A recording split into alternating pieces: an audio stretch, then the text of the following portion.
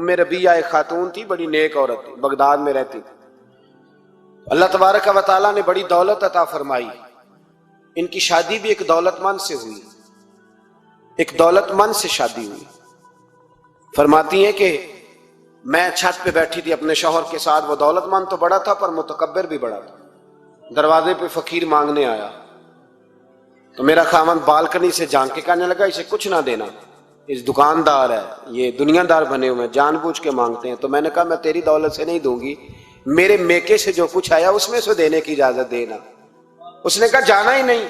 تو عورت کہتی ہے اس مانگنے والے کا، اس جو دروازے پہ شخص کھڑا تھا، اس کے مانگنے والے کا جو انداز تھا وہ بتاتا تھا کہ کئی دنوں کا بھوکا ہے۔ اس جوان کے چہرے پر عجیب بھوک تھی۔ کہتی میں شوہر سے نظر بچا کے آئی اور میں نے چند دینار اس کی ہتھیلی پہ رکھے، جب رکھ کے میں نے دروازہ بند کیا تو سامنے میرا شوہر لگا میری بغیر اجازت کے دیتی ہے، جا تجھے 3 طلاقیں۔ کہتی میں عزت مند باپ کی بیٹی طلاق لے کے گھر آ گئی۔ جرم میرا یہ ہے کہ میں نے اللہ کے رستے میں خیرات کی ہے۔ کہتی ہیں میرا والد پریشان کہ غلطی جس کی مرضی ہو، قصور تو بیٹیوں کا ہی ہوتا ہے نا، لڑکے پاک کے پاک رہ جاتے ہیں، منگنی بھی ٹوٹ جائے تو بچی کی جو حالت ہوتی ہے وہ کوئی بتا سکتا ہے؟ کہتی ہے میں شدید پریشان، میرے والد اور والدہ بھی پریشان، رشتہ کہاں سے آئے گا؟ 1-2 سال ہم شدید کرب میں رہے، رشتہ آیا تو بڑے امیر آدمی کا، میں طلاق یافتہ تھی پر بندے کوارے کا رشتہ آیا۔ کہتے ہیں جب وہ رشتہ ہو گیا، میں پہلے دن اپنے خاوند کے پاس گئی تو مجھے کہنے لگا مجھے جانتی ہو میں کون ہوں؟ میں نے کہا نہیں۔ کہنے لگا میں وہی ہوں جو تیرے دروازے پہ خیرات لینے آیا تھا، تجھے میری وجہ سے طلاق ہوئی تو میں اسی رات جا کے مصلی پہ رویا کہ مولا میری وجہ سے بیچاری کا گھر اجڑ گیا۔ پھر میں نے 18 گھنٹے محنت کی تو میں نے تجھے عزت دینے کے لیے، کہنے لگا اب تجھے بیوی بنا کے نہیں مہرانی بنا کے رکھوں گا، میں تیری نوکری کروں گا، تو میری محسنہ ہے۔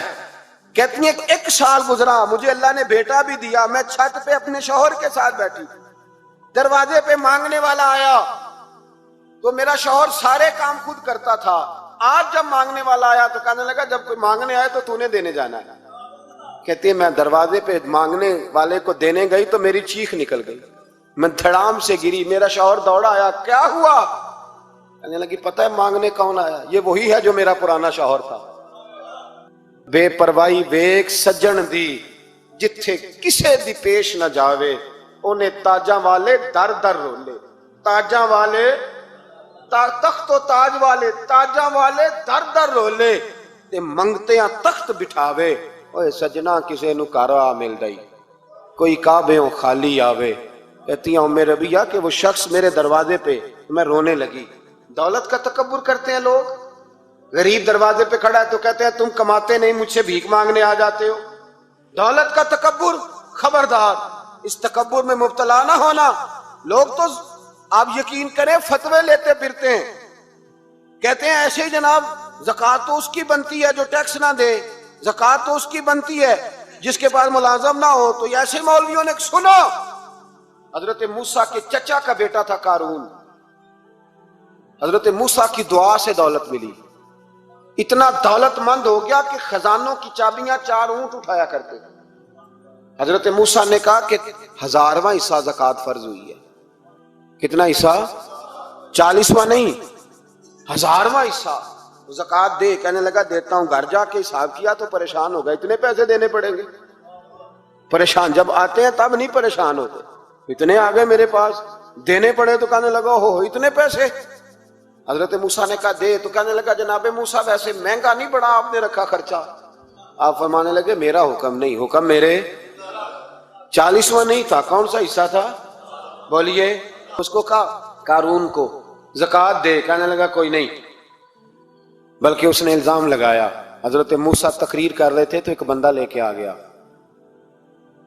اس کے پیچھے ایک عورت ہے، کہنے لگا موسیٰ خطبے بڑے دیتے ہو، پر ایک بی بی کہتی ہے کہ حضرت موسیٰ نے تو میرے ساتھ معاذ اللہ ثم معاذ اللہ، نقل کفر نہ باشد، موسیٰ نے تو میرے ساتھ زیادتی کی ہے۔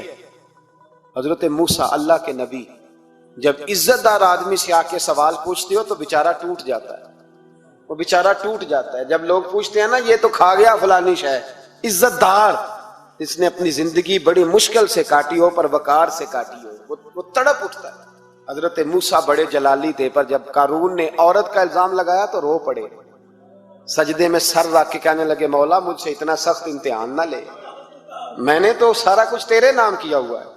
پھر ممبر پہ بیٹھے بی بی سے کہنے لگے سچ بتا ماجرا کیا ہے۔ جب جلال سے پوچھا تو عورت تڑپ اٹھی، کہنے لگی اس نے پیسے دیے تھے آپ پہ الزام لگانا۔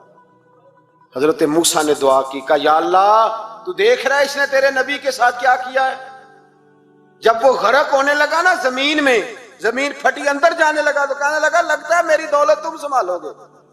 تو حضرت موسیٰ نے کہا اس کے خزانے بھی ساتھ ہی رکھو، سارے خزانے سر پہ رکھے اور خزانوں سمیت زمین میں غرق ہو گیا۔ علم پڑے دا مان نہ کریے مت آکھی میں پڑھیا، او جبار کا حال کہاوے متے روڑ دیوی دودھ کڑے۔ تو دولتوں سمیت لوگ غرق ہو گئے، کدھر گیا ان کا مال، کدھر گیا؟ اورنگزیب عالمگیر جانے لگے تو بیٹے سے کہنے لگے میرے ہاتھ نہ کفن سے باہر نکالنا، جنازہ اٹھے تو میرے ہاتھ لٹکنے چاہیے۔ لوگوں نے کہا کیوں؟ کہنے لگے میں لوگوں کو بتانا چاہتا ہوں تھا میں بادشاہ پر خالی ہاتھ جا رہا ہوں۔ کفن کو جیب ہوتی ہے تو کس کے لیے پیسے جمع کر رہے ہو؟ قبروں میں بینک ہوتے ہیں، کس کے لیے گن کے سوتے ہو رات کو؟ کس کے لیے؟ کل من علیہا، ہر چیز فنا ہو۔